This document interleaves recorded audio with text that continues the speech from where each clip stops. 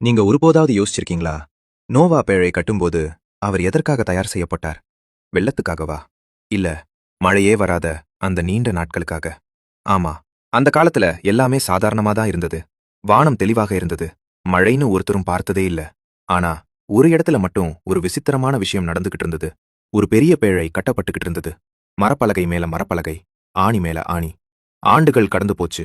மக்கள் பார்த்தாங்க, சிரிச்சாங்க. பாலைவனத்துல கப்பலா? மழை வரும்னு சொல்றாராம். எல்லாரும் கேலி பண்ணாங்க. ஆனா நோவாவுக்கு கஷ்டமா இருந்தது. மக்கள் சிரிச்சதுனால இல்ல, ஒவ்வொரு நாளும் எதுவுமே நடக்காத மாதிரி இருந்ததால. காலை எழுந்தாலும் அதே வானம், மாலை வந்தாலும் அதே அமைதி. ஒரு நேரத்தில் அவருக்குள் கூட கேள்வி எழுந்திருக்கலாம். நான் சரியா கேக்குறேனா? இது உண்மையாவா? ஆனா வேதாகமம் ஒரு விஷயம் மட்டும் சொல்லுது. நோவா தேவன் சொன்னபடியே செய்தார். அறிகுறி இல்லாத போதும் செய்தார். மழை இல்லாத போதும் செய்தார். சந்தேகம் இருந்தாலும் பின்வாங்கவில்லை. ஒரு நாள் திடீர்னு விலங்குகள் இரண்டு இரண்டு ஆக பேழைக்குள்ளே வர ஆரம்பிச்சது. அப்புறம் கதவ கர்த்தரே மூடினார். அதுக்கு பிறகு முதல் மழைத்துளி விழுந்தது. அப்போதுதான் எல்லாருக்கும் புரிந்தது. ஆனா அது தாமதமாகிவிட்டது. அந்த பேழைக்குள்ளே இருந்த நோவா மட்டும் அமைதியாக இருந்தார்.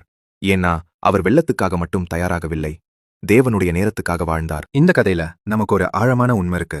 விசுவாசம் சோதிக்கப்படுறது அற்புதம் நடக்கும்போது இல்ல, எதுவுமே நடக்காத மாதிரி தோன்றும் அந்த காலத்தில்தான். நீங்க இப்போ காத்திருக்கிறீங்களா? முடிவுகள் தெரியலன்னு தோணுதா?